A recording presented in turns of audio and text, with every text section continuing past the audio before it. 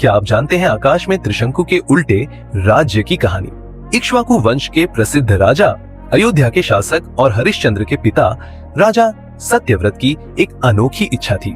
वे अपने भौतिक शरीर के साथ स्वर्ग जाना चाहते थे।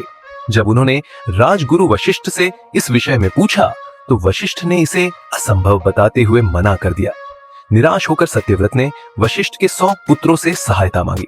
उनके पिता की अस्वीकृति के बाद भी मदद मांगने पर क्रुद्ध होकर उन्होंने सत्यव्रत को चांडाल, एक अछूत बनने का श्राप दे दिया। इस अपमान से व्यथित होकर वे महल छोड़कर वन में चले गए। कई वर्षों के पश्चात आराशी विश्वामित्र ने सत्यव्रत के पूर्व उपकारों के प्रति कृतज्ञता व्यक्त करते हुए उनकी इच्छा पूरी करने का संकल्प लिया। उन्होंने एक महान यज्ञ का आयोजन किया, जिसके प्रभाव से सत्यव्रत स्वर्ग की ओर उठने लगे। परंतु एक चांडाल को स्वर्ग की सीमा के निकट देख इंद्र व्याकुल हो उठे और उन्होंने सत्यव्रत को पृथ्वी की ओर धकेल दिया और सत्यव्रत सिर के बल गिरने लगे। सत्यव्रत की पुकार सुनकर विश्वामित्र ने उन्हें आकाश में ही रोक दिया।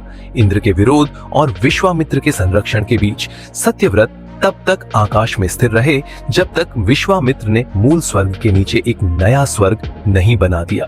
विश्वामित्र जब इस नए स्वर्ग के लिए नए देवताओं की रचना करने लगे, तब इंद्र ने समझौता कर लिया।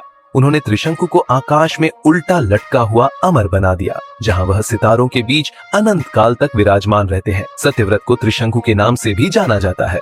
उन्हें आज क्रक्स के नाम से भी जाना जाता है, क्योंकि वे आकाश में उल्टे लटके हुए एक नक्षत्र में परिवर्तित हो गए। यह एक राजा के असाधारण स्वप्न की और एक महर्षि द्वारा उसे साकार करने की अद्भुत गाथा।